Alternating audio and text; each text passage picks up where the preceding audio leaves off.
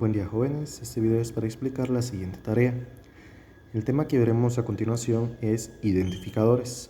Se dice que los identificadores representan los datos de un programa, es decir, constantes, variables o tipos de datos. Un identificador es una secuencia de caracteres que sirve para identificar una posición en la memoria de la computadora, que permite acceder a su contenido. Y acá entonces nos muestran algunos ejemplos de identificadores. En programación nosotros utilizamos los identificadores para nombrar variables o constantes o incluso los tipos de datos. Más adelante veremos lo que son las variables y las constantes. Por el momento tenemos que entender que un identificador me sirve nada más para nombrar esos datos. Y hay unas características que nosotros tenemos que tomar en cuenta, ya que son obligatorias y algunas son sugerencias para formar identificadores. Tenemos entonces unas reglas. Las obligatorias son dos y dice, debe comenzar con una letra de la A a la Z y puede ser mayúscula o minúscula y no debe contener espacios en blanco. La siguiente regla obligatoria es que puede llevar letras al principio, pero dígitos y caracteres como el guión bajo están permitidos después del primer carácter.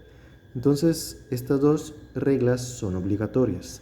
No deben haber espacios en blanco entre el nombre del identificador y siempre tienen que empezar con una letra. No pueden empezar con un número o con un carácter especial, como un guión, un numeral, etc.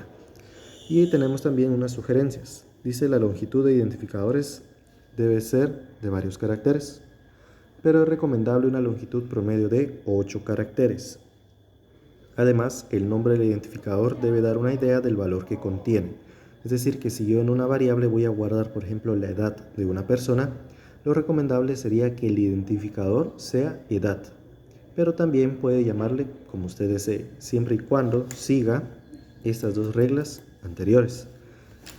Y acá tenemos un ejemplo.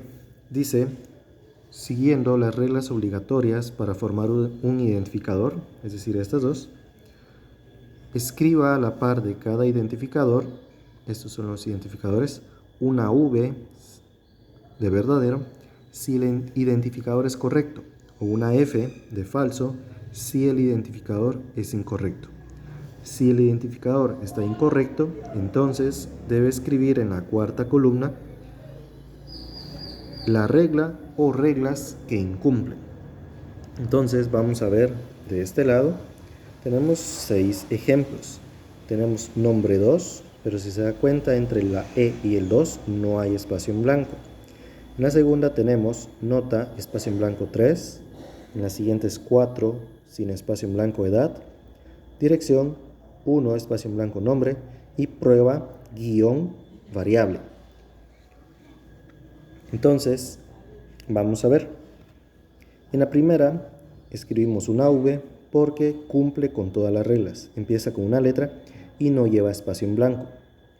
Entonces acá, como cumple la regla, está en blanco. Siguiente, nota, espacio 3. Es una F. ¿Por qué? Porque no está escrito de forma correcta. ¿Cuáles son las reglas o la regla que incumple?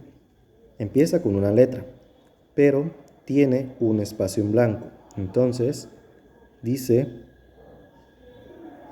bueno, acá es, no debe contener espacios en blanco. Esta es la regla que incumple, porque si nos damos cuenta, hay un espacio en blanco entre la A y el 3.